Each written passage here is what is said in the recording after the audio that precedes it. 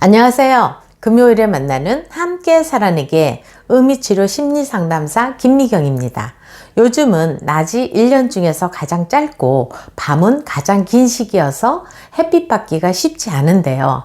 그래도 낮 시간을 이용해서 한 20분이라도 햇빛을 받게 된다면 밤에 멜라토닌이 나와서 밤잠을 잘 잘 수 있을 거예요. 날씨도 영하권으로 떨어진 만큼 따뜻하게 입으시고 따뜻한 물도 많이 마셔서 건강에 유의하시길 바라며, 오늘은 나르시시스트에게 잘 대적하는 사람들의 특징을 알아보려고 합니다. 여기서 잘 대적한다는 말은 나르시시스트와 말다툼을 한다는 말이나 물리적으로 싸운다는 말은 절대로 아닙니다. 주변의 나르를 남들보다 훨씬 더 잘 감지하고 나르의 계략과 중상모략을 간파하여서 그들의 가스라이팅에도 넘어가지 않을 뿐더러 고통당하고 있는 사람들에게 지혜와 힘을 실어주면서 피해를 최소화할 수 있도록 선한 영향력을 끼치는 사람입니다.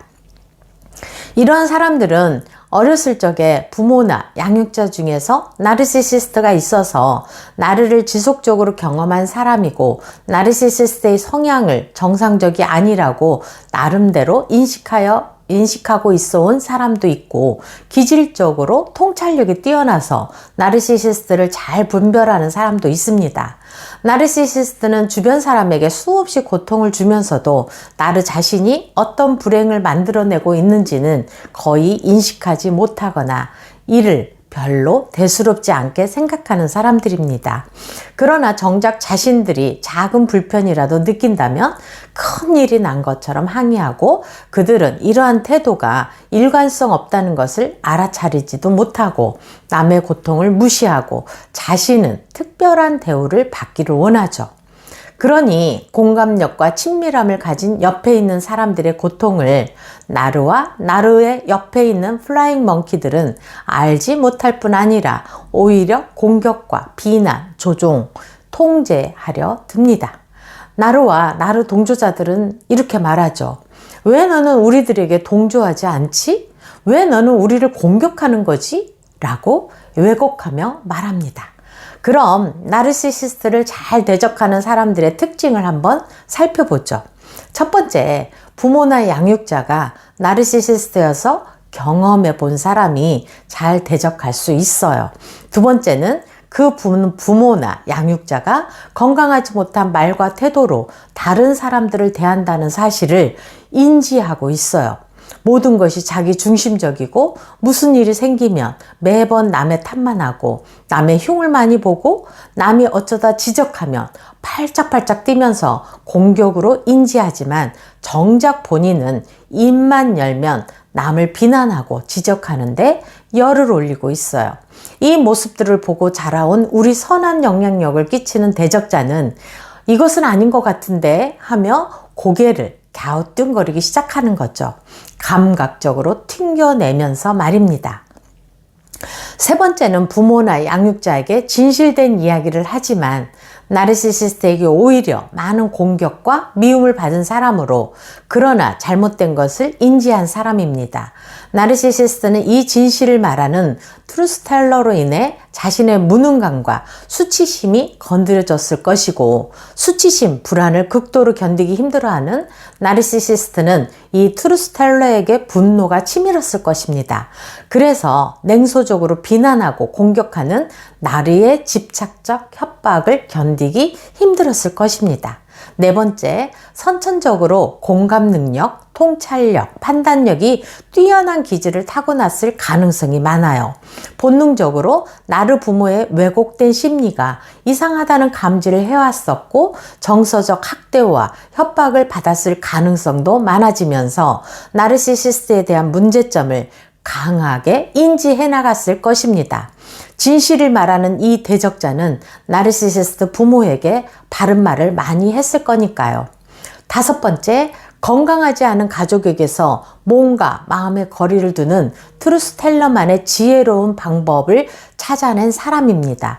이 트루스텔러는 나르시시스트 부모와 있으면서 또한 나르시시스트를 조력하는 자들과 있으면서 자신이 외롭고 고립된 상태에서 어쩌면 나르시시스트를 옹호해 버릴 수도 있었겠지만 오히려 그 안에서 자신이 할 수 있는 최선의 방법으로 자신의 내면을 성장시켰을 것입니다. 자신이 느꼈던 불안감이나 경계심의 근원이 자신의 문제가 아니라 부모의 왜곡된 양육 방식과 가족 구조임을 인지하게 되면서 스스로에 대한 의구심과 자책에서 벗어날 수 있게 되는 거죠. 6번째, 나르시시스트가 당신의 생각을 폄하하고 비난하고 간섭할지라도 자신의 소중함과 가치를 인정하고 있는 사람입니다. 자신의 핵심 가치를 굳게 믿는 사람인 거죠. 이런 사람은 나르시시스트가 그 사람의 왜곡된 사고로 나를 존중하지 않는다고 해서 나의 가치가 사라지지 않는다고 사고를 하는 사람들입니다. 7번째, 감정적으로 의존적이지 않고 솔직한 태도로 삶에 임하는 사람입니다. 감정적으로 의존적인 사람은 나르시시스트가 어떻게 반응할지에 대해서 지나치게 신경 쓰기 때문에 오히려 나르시시스트들이 조종하기 쉬운 대상이 될 수 있어요.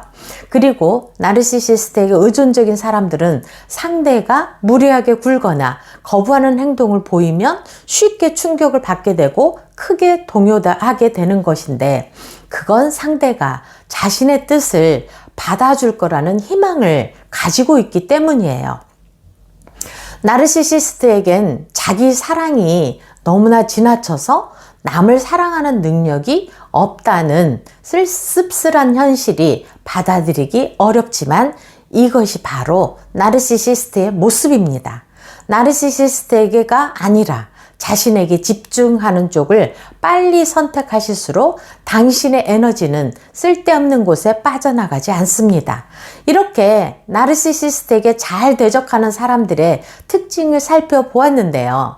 부모나 배우자가 나르시시스트였을 경우 이렇게 잘 대적할 수 있는 사람은 주변의 나르에게 잘 휘둘리지 않고 확실한 바운더리 설정을 하면서 강경하게 대처할 수 있어요. 한 발 앞서서 자신이 속한 조직이나 환경의 부조리한 측면들을 감지하고 한 발 물러서서 그 상황에 끌려 들어가지도 않고 긍정적인 변화를 시도하는 용기와 단호함을 보이죠. 그리고 특정 상황들에 있어서 문제의 핵심을 정확하게 파악하고 직접적으로 그 문제를 다루고 해결하는 능력이 탁월하기에 변화에 필요한 액션들을 실행에 옮기는 경우도 많죠. 그뿐만이 아니라 서로에 대한 공감과 사랑과 따뜻함이 존재하는 조직 문화를 형성하기도 하죠. 우리가 현재 살고 있는 사회가 점점 개인주의가 팽배해지면서 권리를 주장하지만 사실 개인들의 내면을 들어가 보면 외롭고 누군가가 자기를 알아봐주고 칭찬해주고 돌봐주고 인정해주길 원하는 심리가 많이 있어요.